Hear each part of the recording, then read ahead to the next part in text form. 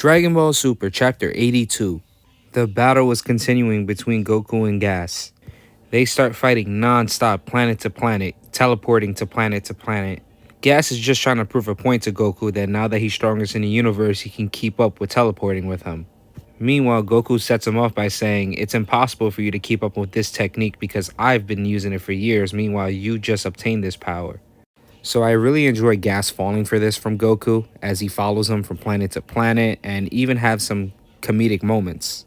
He tries to follow Goku and doesn't realize what's around him every time he does teleport to a new planet and gets a pile of trash and dumped just all over him. Vegeta realizes, and this confirms my suspicions from last chapter when he says that he's trying to buy time. I assumed it was to buy time for himself, but transporting, I imagine, takes some energy out of him. But no, it looks like he's trying to save time for Granola to fight him again. Honestly, if that is the case, I don't know how the fuck that's gonna work because Granola is out of it right now. He's barely healed. Even Monito says his healing ability isn't so good, and he took a fatal blow. But hey, I guess something's better than nothing, right? Teleporting to Galactic Prison, Goku and Gas have now arrived and are surrounded by prisoners locked up. Some of these prisoners recognize Gas, but recognizes Gas when he was little and not so strong. All they want is for Gas to free them finally because they have a bone to pick with Goku too. Now, Gas doesn't really give a shit to free these guys, but these guys just keeps going on and starts teasing him and talking about when he was a kid and full of himself, and then when they ran into him, he was so scared that he wet himself. Everyone around them gets a good laugh, and this just infuriates Gas, where he denies that he wet himself. And after a little bit more bickering, he admits that it wasn't wetting himself out of fear, he was just holding his piss in for a while. Goku stands there with a look on his face like, shit, man, you really did wet yourself. You just admitted it, and they teleport to the next planet. The Heaters try tracking them to see where Gas is at, and they just keep getting farther and farther away. Goku asks Gas a question if he just does everything his big brother says, to which Gas responds that he seeks power for Elect's sake. He doesn't care about anything else. He follows his commands to make the Heaters a supreme organization in the universe.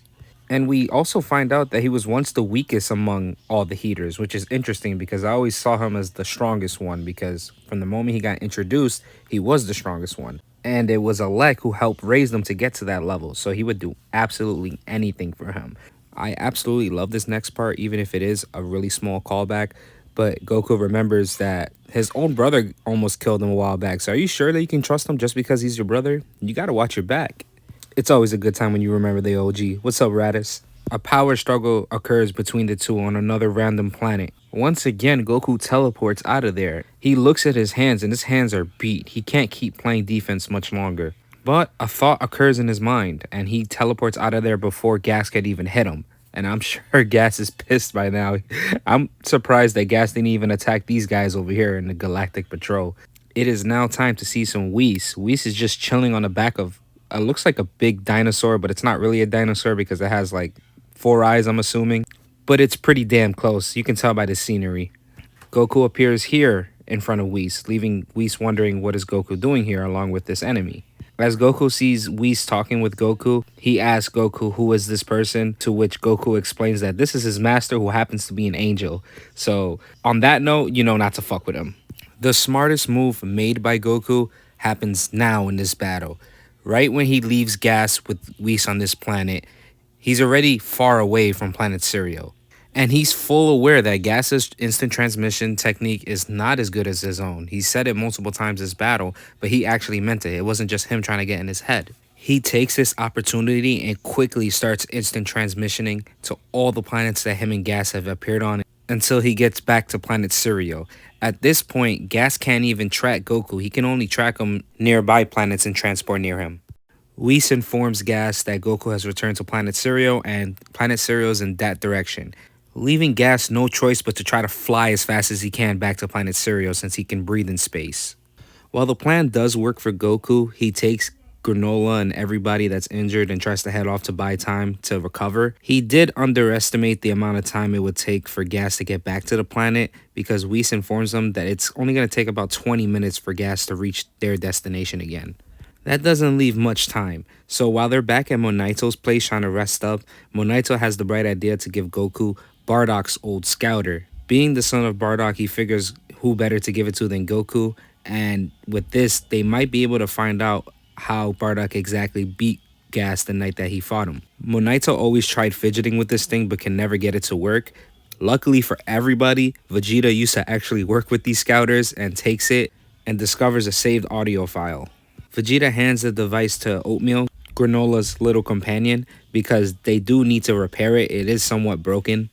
So Oatmeal is just going to take it and put it directly to play in his audio speaker so they can at least hear the audio file. And it is a success. He gets it to play and we hear the voice of Bardock. The first thing that comes out of that message is, "I'll slow Gas down. Listen to me.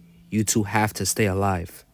Oh, and I just got chills at this next part because Goku just instantly remembers the time when he was a baby and Bardock and his mother Gine is there and says stay alive to him.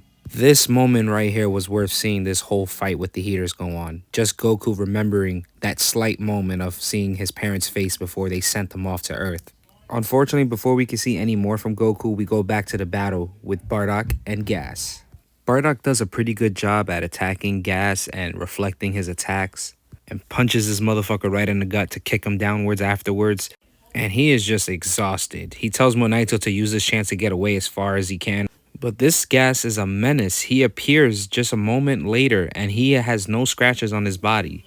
This leaves Bardock surprised and the chapter ends. The next chapter we pick up, we'll finally see what occurred between the two. So I'll see you guys on the next one. Thank you guys for watching. Like and sub if you enjoyed, and see you then.